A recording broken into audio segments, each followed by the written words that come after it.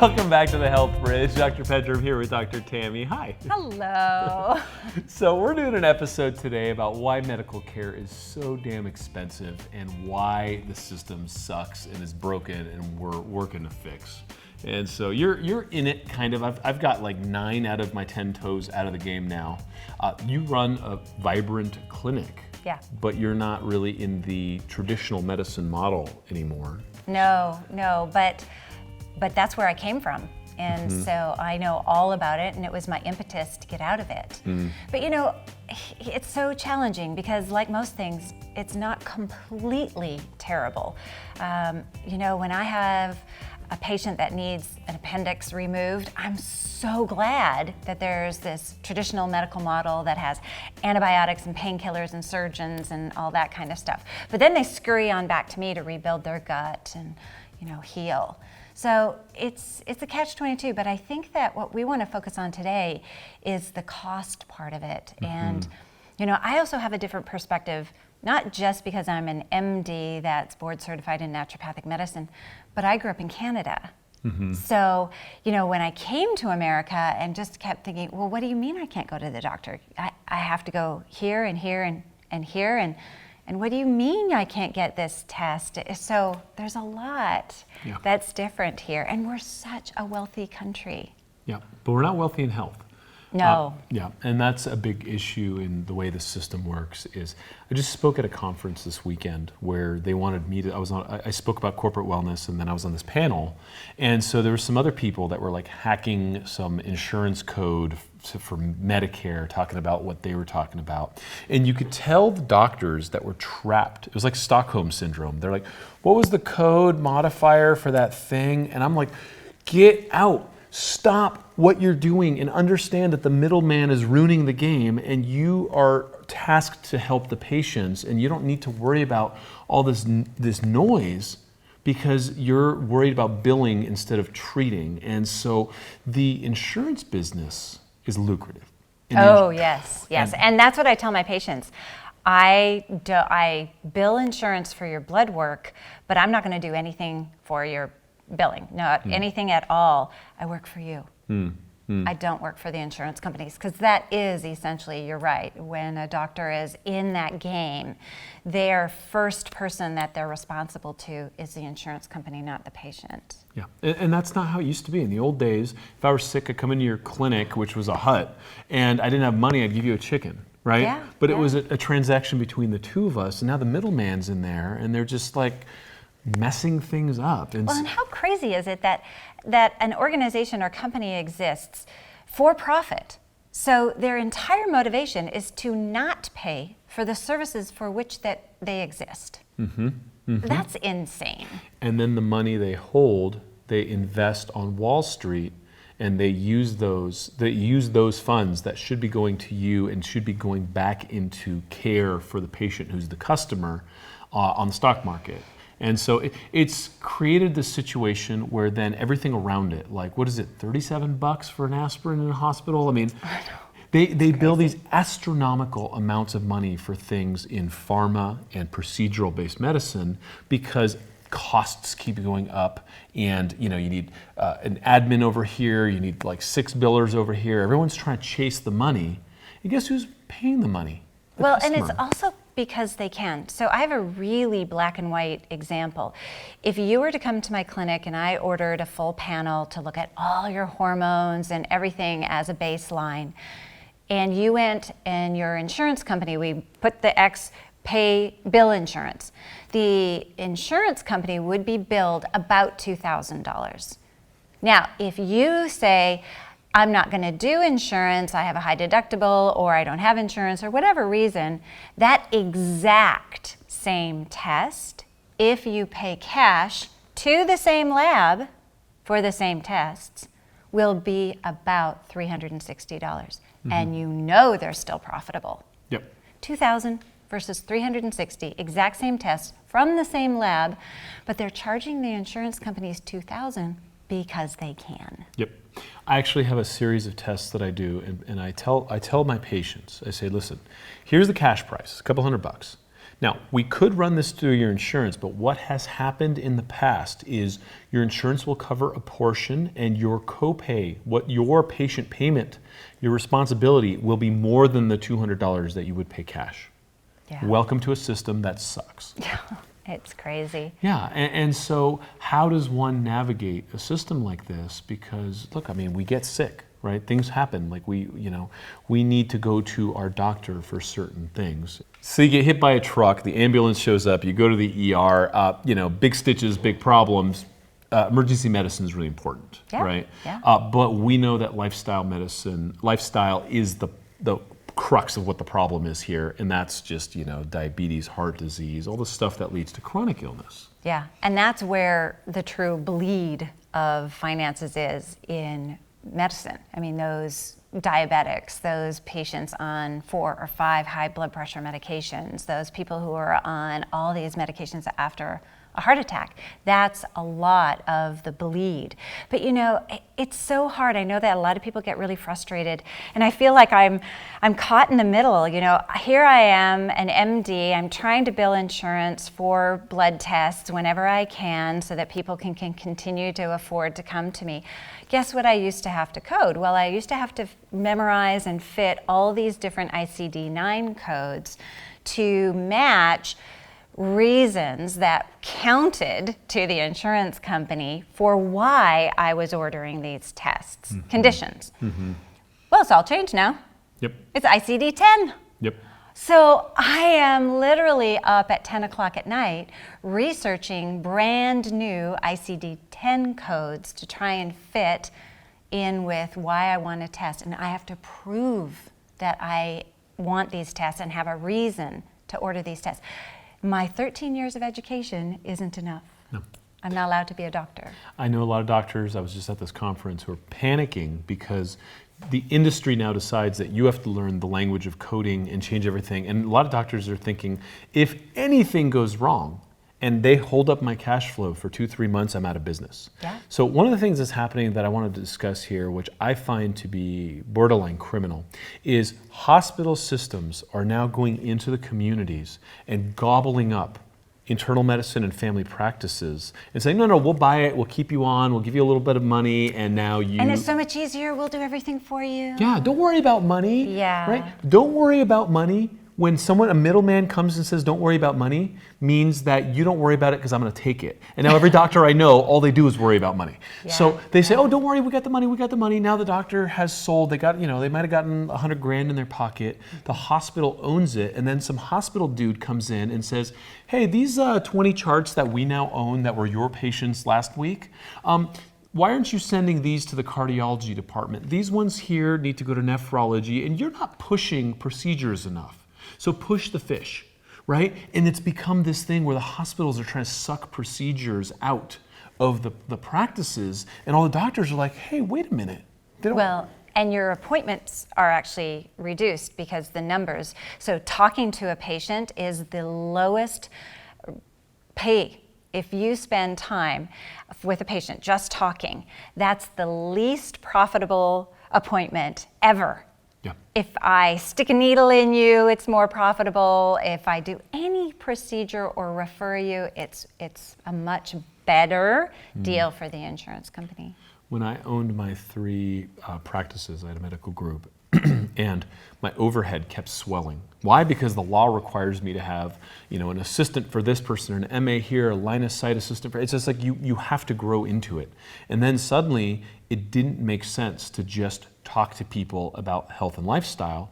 We started looking at getting an MRI. We started looking at a procedure room. We started going down this road where I'm sitting there thinking to myself, this isn't why I got into healthcare. Right. And I ended up having to break and go into education and lifestyle. But there was an obvious decision that needed to be made there was either you play the game and you start billing the hell out of people's insurance so that you can make ends meet, or you're going to sink. And that's a terrible place for a doctor to be. And so I know you do a lot of cosmetics, which is more a cash business, but for your regular people. Well, and there is this hybrid now. We created a membership. So people pay $99 a month and they get 4 one-hour appointments every year. And I want people to take ownership, but they shouldn't have to. They're paying that much money or more for their insurance to provide care. But I think the bottom line is that we don't have a health care system. We have a sick care system. And it really is designed to find out whether or not you have a disease and to bleed as much financially out of you. I mean, some of the most devastating parts of a cancer diagnosis are the financial devastation that can happen to that family. It's just insane how much money these medications cost, and your insurance company, like that, can say it's not covered anymore. Something that you've been partway through the treatment with good results, and nope, we don't cover it anymore. In good faith, you've been paying these bills in case, God forbid, you get a disease that hospitalizes Well, you. it's illegal to not have insurance now. Yeah. Which I thought, as a Canadian moving to America, I thought, that doesn't make sense to me. This is the country of rights. Like, why am I being forced?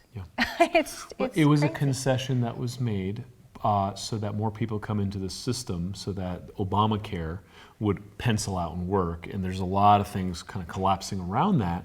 And at the end of the day, going back to the transaction, the pure transaction of medicine is like, hey doc, this hurts. Can you give me your opinion, what's going on?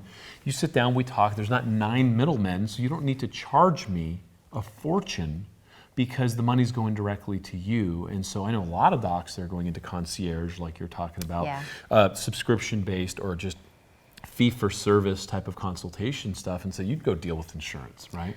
Well, and I think that there's a big misunderstanding about why does it cost so much. And I think as doctors discuss about healthcare reform, we were really excited about the possibility before Obamacare went in about tort reform. And I think that's one of the things about this country that a lot of doctors, myself included, we have a CYA list of tests. And it's not that you need these tests. These tests are for me and my protection against a lawsuit. And that's where so much money is being spent.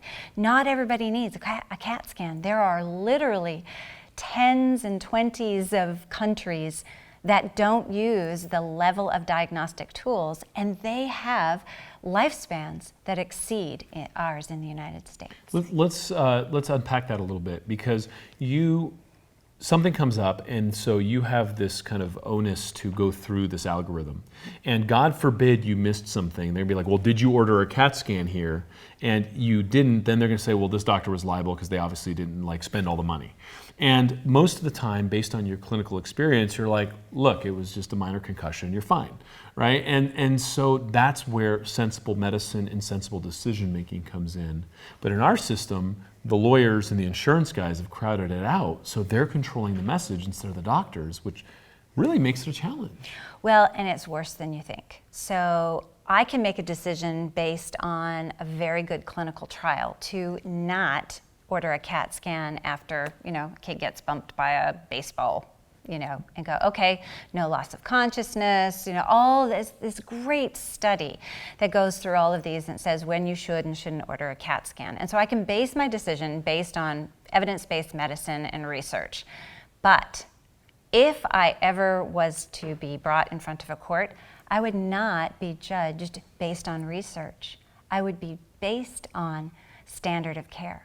And what that means is I would be judged to see if I did what everyone around me was doing. And everyone around you is part of the machine because they're too stuck in the system Well, that's it's pulled them fear. in. Yeah. It's fear. Yeah. Most doctors I know don't recommend medicine to their children. No, I don't. So yeah, but what does the future look like then, right? Because you worked your butt off. You got to where you're at because And I love what I do. Sure, but you dedicated what, like 15, 20 years of your life to learning what you know, to be able to do what you do. And so you wouldn't recommend that to your kids. There's where's the reward there? Where's the challenge for generations to come if smart, interesting people don't want to go into this what used to be very noble profession of being of service to humanity? And that part's gone. There's an adversarial sort of relationship. I mean, I work very, very hard to have true connection and relationship with my patients, but you can't do that in 6 minutes. Right. I have an hour. So there are all these patients who come in with a laundry list of things they've researched on the internet, they have ideas, and their doctor is just like, ugh, I just don't want to deal with all this pushback, and I want this and I want that drug. And so they just write them a prescription for something or a test to prove that they do or do not need what they think they do, and off they go. And then the patient doesn't feel like the doctor is there for them. So there's none of that noble, there's none of that respected position in society anymore. And I think it's just sort of dissolving as a profession, especially family medicine. Yeah, which is where the anchor of the entire village used to be. Like the doctor was the most respected person. They'd do a house call, they'd come in, they took care of you, they took care of 3 generations of your family. It was a thing. Yeah. Right? The doctor knew you. The doctor, basically helped deliver you in a lot of these circumstances, right? Because that's who there was. So taking medicine back, I mean, this is a big topic, and I don't know if we're going to come up with all the answers here in a podcast, right? But starting with taking care of yourself, I think you and I could both agree. We're East and West here. I really represent in the show, I really represent this side where it's herbs and botanicals and all that. And you're double boarded West, which is West plus naturopathic. So we're kind of there's kind of an in the middle space. Yeah. But I think we could both agree that lifestyle will keep you out of the trap as much as possible. But then how do you interface with your doctor if you want to bring lifestyle to the forefront and say, look, I'm involved. This is bankrupting me. How do I get involved? Well, the problem is that our system is based on diseases and conditions that have a code. And so you can have all kinds of things, digestion problems, thyroid antibodies, but unless it shows up in a specific test as something that can have a code with it, they're not going to be able to help you. And so you really do have to take back your own health, and you have to know that the absence of disease does not equal wellness. It just means you're not sick. And I always say to people, how many times have you gone out with somebody and say, oh, how's Mary? Oh my gosh, did you hear? Oh boy, yeah. She's got cancer, stroke, heart attack, whatever. Oh no, I just saw her last month. You're well until you're not. Yeah. But a lot of the And we can change predictors, a lot of those predictors are there. I mean, Mary's been suffering with fatigue for a long time, but since everyone's tired, who cares? Shut up, Mary. You know what? And the doctor said, well, I don't see anything. Yeah. You're fine. Yeah, until something shows up. So looking at lifestyle, looking at a lot of the things that we've covered in this show in the past, and a lot of things that there's some really good doctors stepping out ahead of this. The root of the word is to teach. Yes. And so a lot of doctors are getting out ahead of this and saying, look, I am going to put myself out of business here, but I'm going to teach you how to not need me. And then, when you do need me, you're going to come in and be, in this process with me, because I do have decision-making skills. I do understand what I'm doing, and I can think through things that you're not educated on. But at the end of the day, you should start with eating vegetables. You should start with that. So what do you teach your patients when they come in, how to just kind of maintain and boost their vitality? Well, not only are the insurance companies not motivated to do anything about true preventative medicine, even preventative health care visits are geared towards finding diseases at early stages. There's really nothing to do with prevention. But a lot of people are motivated that way. They don't have a lot of motivation to change their behavior unless they feel bad enough. So I think it actually starts with mindset. It doesn't start with a vegetable, it starts with your mindset, and that you have the power to affect, that you can be the CEO of your own life, and that your wellness journey is really up to your choices. And then we go, okay, well, what are our choices that we make that affect our health the most? Well, food is information. That's like the father of medicine said, let food be thy medicine.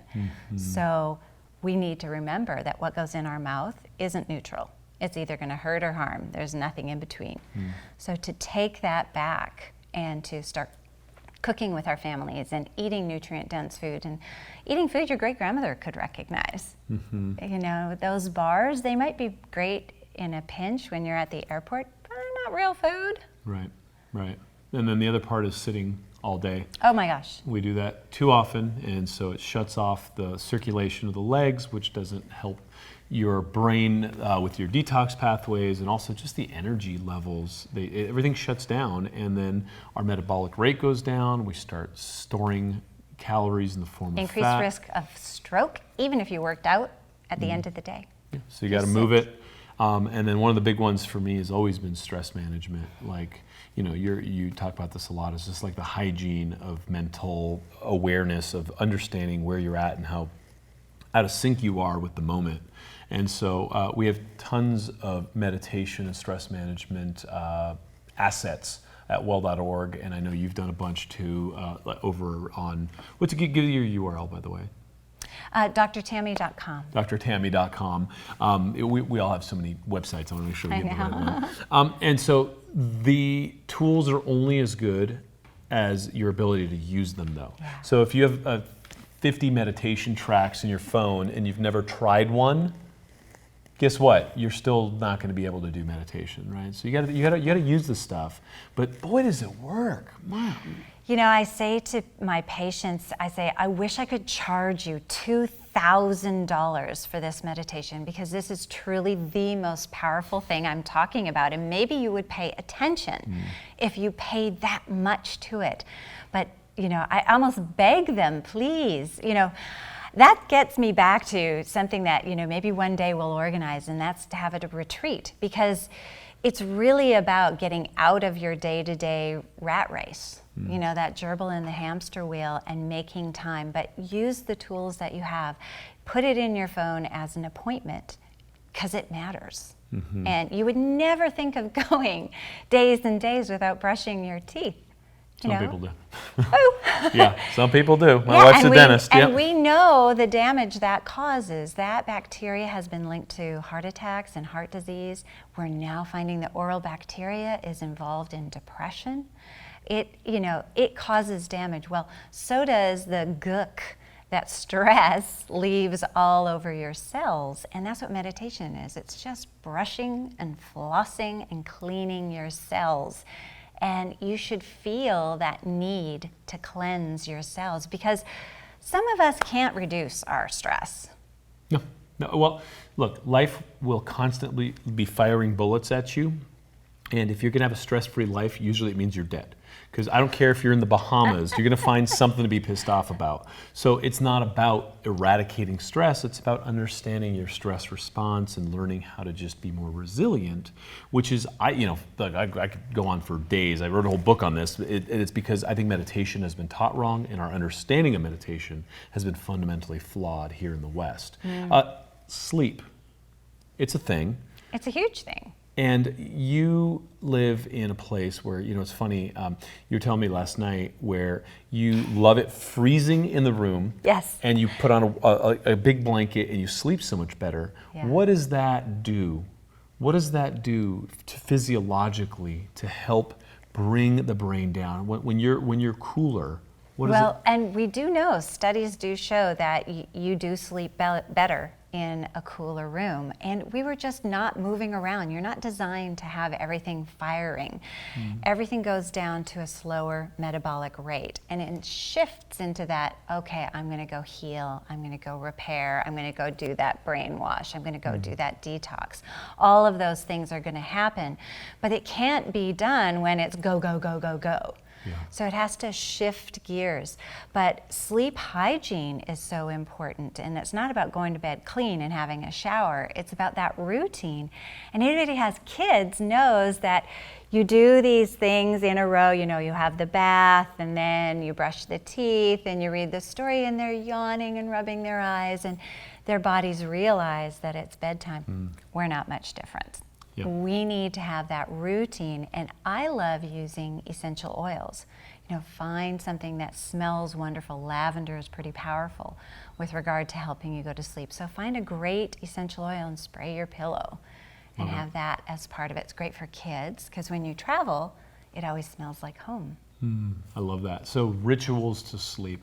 So to sum up, listen, the medical system is completely in shambles. We don't know where it's going to go. We just know that people will continue to be sick, and people who have studied for decades to help them are still going to be relevant.